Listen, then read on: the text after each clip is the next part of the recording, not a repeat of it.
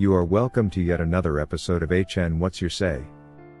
The #1 listening show where we discuss real issues with real people like you. We are still featuring R. Kelly. Real name Robert Sylvester Kelly. Also known as the R&B King. Whoever said R. Kelly is the anointed of God is probably right. After all, it looks like every single person that rises against him ends up in big trouble. We once featured Michael Avenatti, who is attorney to some of R. Kelly's accusers, criticized the R&B King, while he spoke of various tapes whose source he even couldn't verify. R. Kelly will be convicted on multiple counts. Earlier this month, we uncovered and recovered a videotape. He later on ended up in prison serving a 15-year sentence as a fraud convict, and R. Kelly is likely to leave him languishing on the inside. No one could have imagined that the vocal and charismatic anti-Kelly attorney could have been a multiple fraudster that steals from his own clients to finance his lavish lifestyle. When he was busy crucifying R. Kelly for what he had not necessarily done, he sounded like Saint Michael just landed from above advocating for justice, but he was far short of that. No wonder it later turned out Avenatti was a perpetual criminal, and he is currently right where he belongs, behind bars. As for Tasha K, renowned for her role in the Bureau of Prisons misconduct that saw R. Kelly's restricted emails and phone calls leaked to the public, it looks like her accuser Cardi B, who won a $4 million defamation lawsuit against her, will soon be making her pay through the nose. Cardi B is serious. She wants her money, and has of late been conducting private investigations to ascertain if Tasha K has assets hidden in trusts and offshore accounts as a way to escape having to compensate her. New allegations have actually surfaced about Tasha K's alleged attempts to evade payment of this defamation judgment. Recent court documents obtained shed light on Cardi B's efforts to compel Tasha K's husband, Chekna Kebe, to turn over crucial documents that could impact the case. It is believed that Tasha K's husband is concealing important documents related to the case. Cardi B's legal team continued their efforts, ultimately deposing Alicia Thomas, who is an accountant that worked for Tasha K. During the deposition, Cardi B's team uncovered an undisclosed email address that Tasha K actively used for business purposes, which had not been revealed despite being requested. Cardi B's lawyers claimed to have discovered a previously undisclosed company owned by Tasha K named IBSM Technologies LLC, which was established about a month after she filed for false bankruptcy.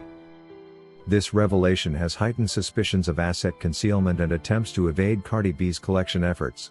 Cardi B's legal team argued that both Tasha K and her husband admitted under oath to transferring assets and funds to offshore accounts to avoid paying the defamation judgment. They accused the couple for acting in bad faith by attempting to conceal Tasha K's true income and funneling it through her secret companies. I mean, who knew that sooner than later the hunter would quickly become the hunted? Tasha K may have sought to cause R. Kelly financial loss in exchange for more fans and followers on her channel, but today she stands to lose even more money in her own version of court case than R. Kelly himself. Now this is exactly what the word karma does mean, and this could be empiric proof that R. Kelly is in fact the anointed of God that should never have been touched in the first place. We are not suggesting that R. Kelly is a sinless man, but even God can see that he is being targeted with concocted charges and no real claim. If the government believes he slept with underage girls, let them present the proof and charge him for defilement, but to concoct outrageous accusations that he operated a RICO enterprise, and that he trafficked women across state lines violating the Mann Act. This is a total disservice by government and the Department of Justice, all aimed at securing a longer sentence for him. It's rather important to note that no matter how much the haters try to malice the R&B King, the truth is all over the place and in the open for everyone young and old to see for themselves that he is being framed. All the charges which appeared on his charge sheet are questionable. Even the enticement and coercion charges in Chicago saw Judge Harry Leinenweber have to intervene and force a verdict where we saw a miscarriage of justice instead. A count which reads enticed and coerced cannot be split further into two parts. Once it was found that R. Kelly did not coerce anybody, it meant that he should be acquitted for that count. Besides, even the idea that he had to entice women to be with him doesn't make any logical sense. R. Kelly needed not entice nobody to be with him. In fact, it's the women that were stalking him and luring him to be with them. According to Joan, indeed, it's so amazing how all the people who invested their efforts in blackmailing R. Kelly and defaming him are getting their payback like they angered the Lord God himself. And guess what? The judges who were compromised to malice him are yet to follow. And so will the BOP officers and everyone else who out of greed broke the law to facilitate the R. Kelly takedown. In any case, there is no way such public officials will get away with the things they did, which tantamount to a total abuse of office. When Judge Ann Donnelly was hurriedly taking out money from R. Kelly's commissary, she forgot that it was against the legal guidelines, attracting a suit by attorney Jennifer Bonjean against the entire Department of Justice.